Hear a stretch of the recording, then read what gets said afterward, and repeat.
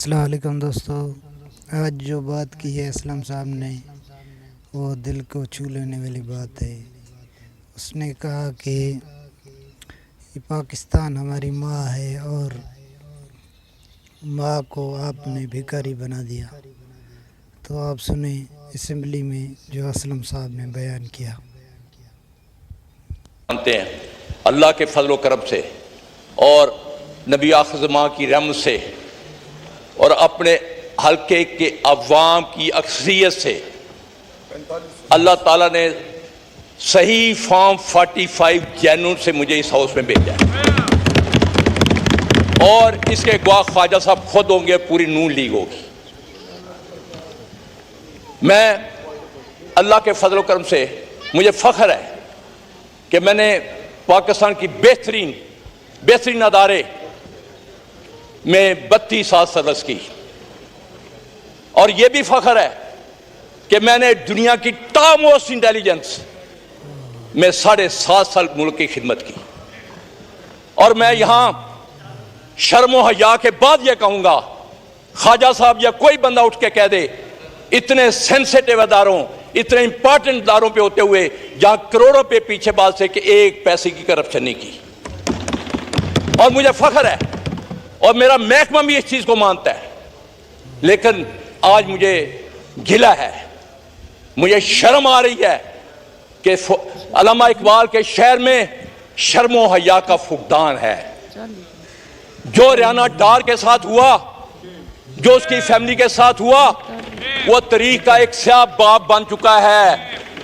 میں دوبارہ ریپیٹ کرتا ہوں، وہ شرم و حیا کے ساتھ سیالکوٹی تاریخ کا سیاہ باب بن چکا ہوا ہے۔ اس کے بعد ہمارے گھروں میں خواجہ سے اٹھ کر کہہ دے عظیم نوری جیسا شریف النفس سومو سلاد کا پابند، اس کے گھر رات کے 2-3 بجے پولیس داخل ہوتی ہے، بچیوں کو باہر نکالا جاتا ہے، اور آج تک شرم و حیا کے وہ ایک دفعہ مذمتی لفظ نہیں کہے، جبکہ میں نے خواجہ صاحب کھڑے ہو کر کہہ دیں کہ ان کے لیے آواز اٹھائی تھی کہ نہیں۔ آج مجھے تکلیف ہے، مجھے میرے محکمے نے جس کی میں نے خدمت کی، مجھے بھی 5 دن اغوا کیا گیا۔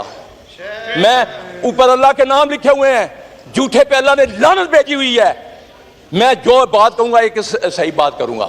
ایک دفعہ جب ہم برسر اقتدار تھے، یہی خواجہ آصف رشتہ داری پرانے تعلقات کا پہاڑ جوڑتے تھے، اور مجھے سب سے بڑی تکلیف یہ ہے کہ جس تھالی میں کھاتے ہیں اسی میں سوراخ کرتے ہیں۔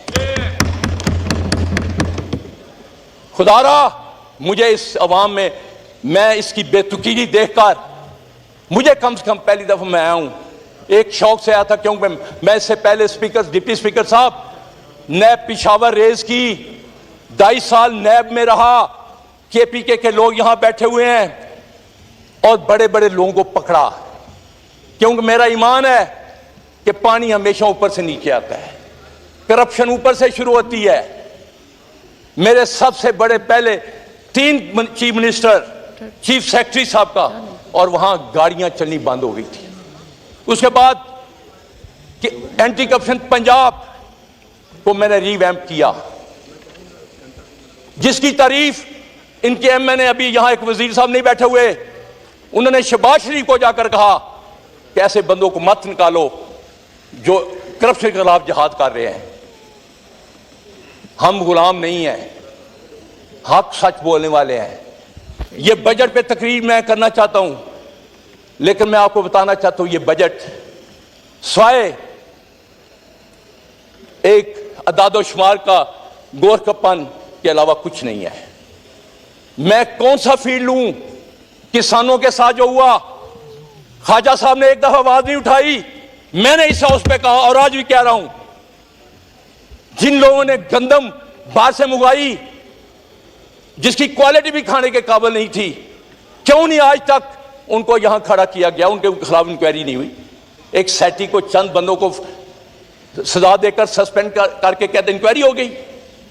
میں اسپیکر صاحب اس ہاؤس میں آئی پی پی جو ہماری ہڈیاں نچوڑ گیا ہے, جو غریبوں کا خون نچوڑ گیا ہے. کیا اسپیکر صاحب آپ کی توجہ 2 منٹ چاہتا ہوں. ڈپٹی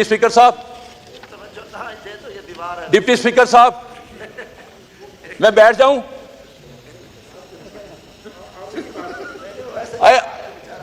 اسپیکر صاحب, آئی ٹی پی کون سا ملک ہے؟ ان کو لائیں چہروں کے یہاں وزیر جو انرجی ہے وہ آ کر بتائے کہ اس میں کون کون سے حصے دار ہیں. 125 پیسے کے پیسے آپ دے رہے ہیں خواجہ صاحب, جبکہ پروڈیوس 48 کر رہے ہیں. جب وہ کوئی انکوائری ہوگی تو ان میں 3 فیملیاں آئیں گی جو برسرکزار ہیں. غریب کا خون چوسا جا رہا ہے. خواجہ صاحب میں کل بھی 2 دن حلقے میں تھا, لوگ بد دعائیں دے رہے ہیں اس حکومت. ہم یہاں صرف مراد لینے کے لیے بیٹھے ہیں, ان کی کوئی آواز نہیں اٹھاتا. جو زراعت کا حال کیا انہوں نے, ابھی تک لوگوں کی جو گندم ہے خراب ہو رہی ہے. آڑتی سے پیسے کسان لے کر اگلی فصل بوتا ہے, وہ آڑتی اس کو 20-21 روپے سے خرید رہا ہے کہ اس نے اپنے پیسے اگلے منجی لگانی ہے. یہ ایشو جو بات کرنے والی ہے, نہ کہ یہاں لڑائی جھگڑے اور تانے دیتے ہیں. میں ان چیزوں میں نہیں جانا چاہتا, میرے پاس بھی بہت کچھ ہے, لیکن میں ان لوگوں میں نہیں ہوں کہ جس پلیٹ میں وہ کھائیں اس میں چھینک کریں, اس میں سراخ کریں. خدا را اس ملک کے لیے کچھ کیجئے. مجھے شرم آئی, کل میں اپنے پرائم منسٹر صاحب کا انٹرویو دیکھ رہا تھا جو چائنی جرنلسٹ کو دیا تھا. خدا کی قسم, میں ایک زمیندار کا بیٹا کا میرا شرم سے جھک گیا ہے کہ ہماری مدد کرو, پاکستان تباہ ہو رہا ہے. یہ انٹرویو تھا, آپ سن لیں. کیا وزیر کو ایک غیرت بھی ہوتی ہے. آپ جب تک اس ملک کو اپنے پاؤں پہ کھڑے نہیں کریں گے, کرپشن کا خاتمہ نہیں کریں گے.